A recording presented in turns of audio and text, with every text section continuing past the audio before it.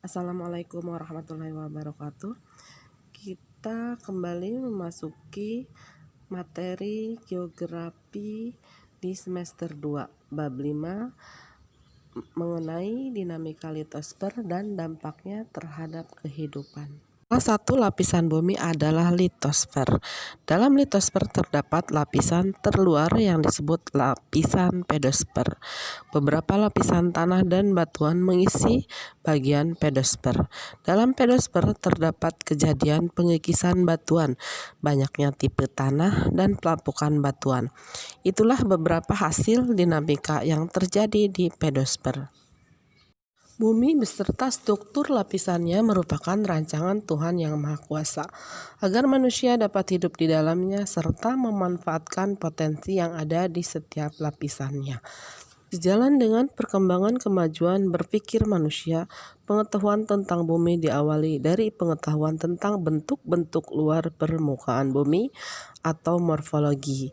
Banyak para ahli melakukan penelitian dengan menggunakan teknologi seperti listrik, getaran, suara magnet, dan bahan peledak, sehingga keadaan bumi di dalam bumi dapat diduga yang kebenarannya dapat dipertanggungjawabkan. Berdasarkan penelitian tersebut, maka bumi dibedakan atas 3 bagian besar, yaitu kerak bumi atau crust. Lapisan ini merupakan lapisan paling atas yang memiliki ketebalan antara 10 sampai 50 km. Ketebalan ini berbeda di setiap tempat bergantung pada jenis materialnya.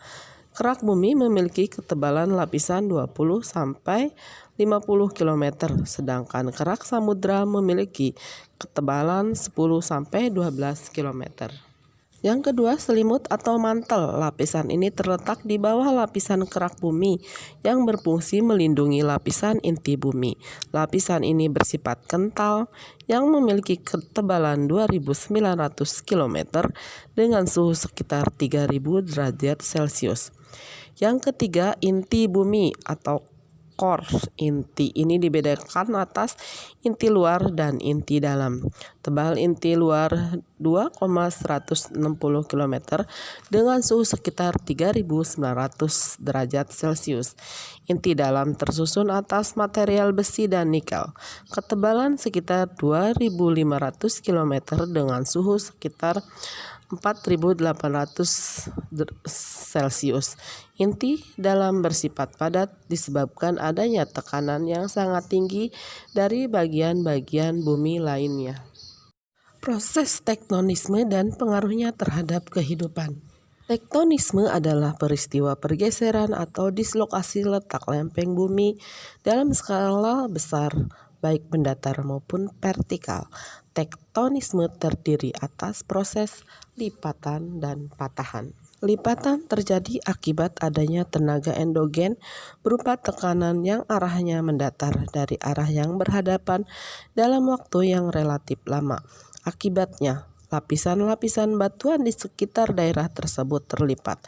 Bentukan proses lipatan dibedakan atas puncak lipatan antiklinal dan lembah lipatan sinklinal.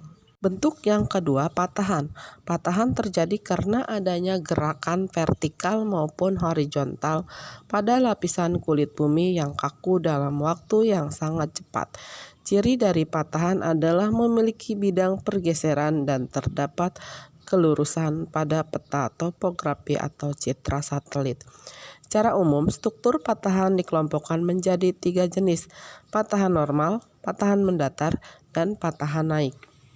Puncak patahan disebut horst dan lembah patahan disebut sleng atau graben. Contoh patahan Lembang dan Cimandiri di Jawa Barat, patahan Semangko di Sumatera, dan patahan Palu Koro di Sulawesi. Litosfer dibentuk oleh berbagai jenis batuan dan mineral. Batuan adalah massa yang terdiri atas satu atau bermacam mineral dengan komposisi kimia yang tetap, sehingga dengan jelas dapat dipisahkan antara satu dengan yang lain. Induk dari segala jenis batuan adalah magma. Magma merupakan batuan cair pijar yang bersuhu tinggi. Batuan Batuan beku. Batuan beku adalah batuan yang terbentuk akibat pembekuan magma. Batuan ini membeku karena adanya proses pendinginan, baik terjadi di dalam bumi ataupun di permukaan bumi setelah letusan gunung api. Batuan beku yang membeku di dalam bumi disebut batuan plutonik, sedangkan batuan yang membeku di luar permukaan bumi disebut batuan vulkanik. Di sini ada contoh-contoh batuan beku, ada batu apung, obsidian, granit, basalt, dan lain-lain. Ini ada bentuk gambarnya. Selanjutnya ada batuan sedimen. Batuan sedimen merupakan batuan yang berbentuk dari batuan beku yang mengalami pertama pelapukan, kedua pengangkutan, ketiga pengendapan. Batuan sedimen dibedakan atas sedimen klasik dan sedimen kimiawi dan sedimen organik. Batuan sedimen klasik, batuan sedimen yang mengalami penghancuran dari bongkahan besar ke kecil tanpa berubah susunan kimianya. Contohnya batuan beku yang lapuk dan pecah-pecah menjadi kecil. Batuan sedimen kimiawi adalah batuan sedimen yang berubah susunan kimianya. Contohnya batuan yang mengalami pelarutan seperti batu gamping yang larut, batuan stalaktit dan stalagmit. Adapun batuan sedimen organik pada waktu pengendapan mendapat pengaruh dari organisme seperti sisa-sisa tumbuhan, hewan, dan manusia. Dan di sini ada gambar dan bentuk batuan sedimen. Ada konglomerat, breksi, batu pasir, rinjang, batu gamping, dan lain-lain. Ketiga, batuan malihan atau metamor adalah jenis batuan yang terbentuk karena pengaruh panas, tekanan, atau keduanya. Panas dihasilkan dari aktivitas vulkanik dan tekanan dihasilkan dari pergerakan bumi seperti gempa atau letusan gunung api. Dalam suhu dan tekanan yang tinggi, serta dalam waktu yang lama, batuan beku ataupun sedimen akan berubah wujud menjadi batuan malihan dengan mengubah mineralnya menjadi mineral baru. Contoh batuan malihan adalah batu sabak, batu genes, batu kuarsit, batu marmer, dan lain-lain. Contohnya ada seperti di gambar.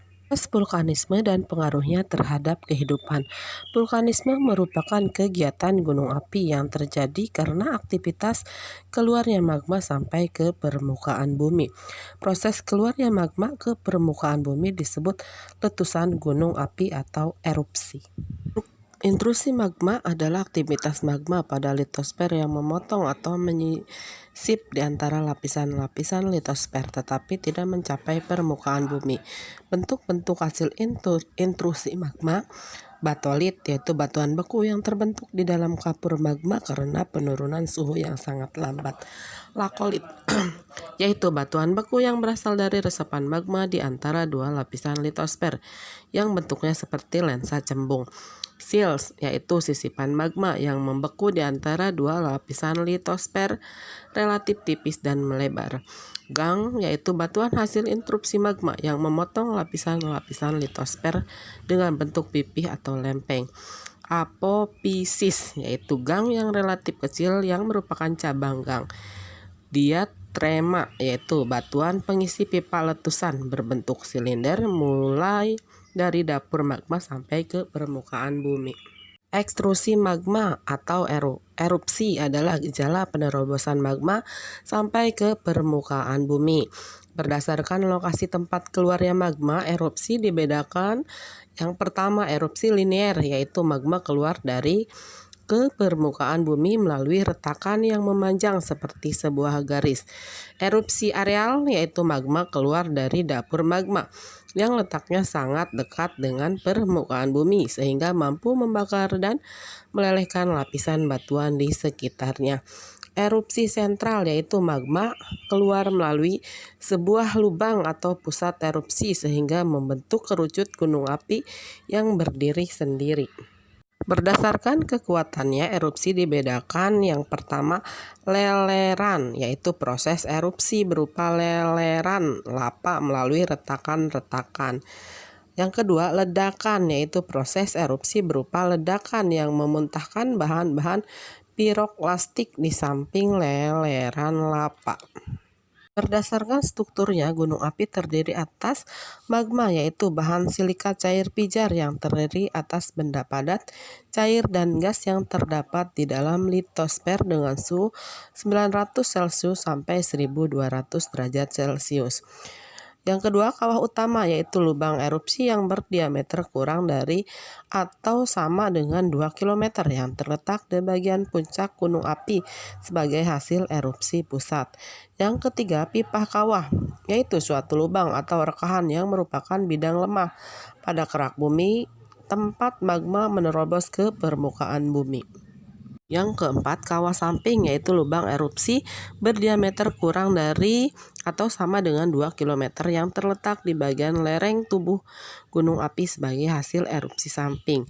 Yang kelima, kerucut parasit, yaitu kerucut yang terbentuk dari akumulasi material hasil erupsi di luar kawah utama yang terletak di bagian tubuh gunung api dengan ukuran lebih kecil dari kerucut gunung api utama. Yang keenam, leleran lava, yaitu lava yang mengalir dari lubang kawah sebagai akibat keluarnya magma ke permukaan bumi. Empat macam benda vulkanik akibat erupsi. Yang pertama, lava, yaitu magma yang meleleh sampai ke permukaan bumi melalui letusan gunung api. Yang kedua, lahar, yaitu lava yang telah bercampur dengan bahan-bahan di permukaan bumi seperti batuan, pasir, tanah, dan air. Yang ketiga, elpata adalah batuan yang ukuran butirannya dibedakan atas bom, lapilli, kerikil vulkanik, dan abu vulkanik. Yang keempat, eksalasi atau gas berupa nitrogen, belerang, dan gas alam. Berdasarkan proses pembentukannya, gunung api dibedakan. Yang pertama, perisai atau tameng, terbentuk akibat letusan atau erupsi tipe efusif berupa leleran yang sangat luas dengan lereng sangat landai, bahkan hampir datar. Contohnya Gunung Mauna Loa dan Gunung Kilauea di Kepulauan Hawaii. Yang kedua, gunung api Mar terbentuk akibat letusan atau erupsi yang berupa ledakan dari sebuah dapur magma yang relatif kecil dan dangkal, sehingga terjadi hanya satu kali dengan bahan-bahan yang dikeluarkan berupa elvata. Contohnya Gunung Lamongan di Jawa Timur. Yang ketiga, strato terbentuk akibat erupsi atau letusan yang berulang-ulang serta berselang-seling antara leleran lava dan ledakan. Sebagian besar api yang ada di Indonesia adalah tipe strato. Contohnya Gunung Kerinci di Jambi, Gunung Pangrango di Jawa Barat. Berdasarkan kedalaman dapur magma, gunung api dibedakan menjadi yang pertama tipe Hawaii, yaitu letusan gas yang ringan di permukaan magma. Di kepundan yang disebut letusan air mancur, contohnya letusan di gunung api Kepulauan Hawaii seperti Mauna Loa. Kedua, tipe Stromboli, yaitu letusan gas yang tidak begitu kuat tetapi terus-menerus dan banyak melemparkan evlata. Contoh gunung api Vesuvius. Yang ketiga, tipe Vulcano, yaitu tipe letusan gunung api pada umumnya. Dalam perkembangannya, hampir semua gunung api strato melalui tipe ini. Letusan terdiri atas embusan gas magmatik dengan bom, lapilli, dan abu vulkanik. Yang keempat, tipe Peret, yaitu letusan berupa tiangan gas yang sangat tinggi dan dihiasi awan berbentuk bunga kol di ujungnya. Contohnya Gunung api Krakatau pada tahun 1883 yang paling kuat dengan fase gas tinggi 50 km.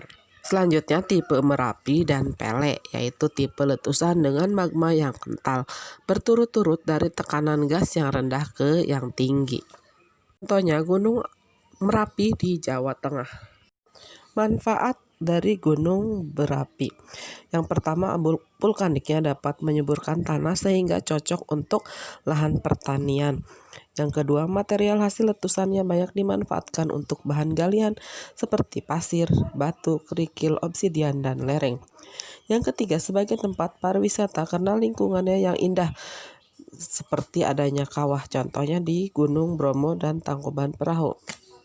Yang keempat, sumber pembangkit listrik tenaga panas bumi seperti yang ada di Kamojang dan Gunung Salak, Jawa Barat.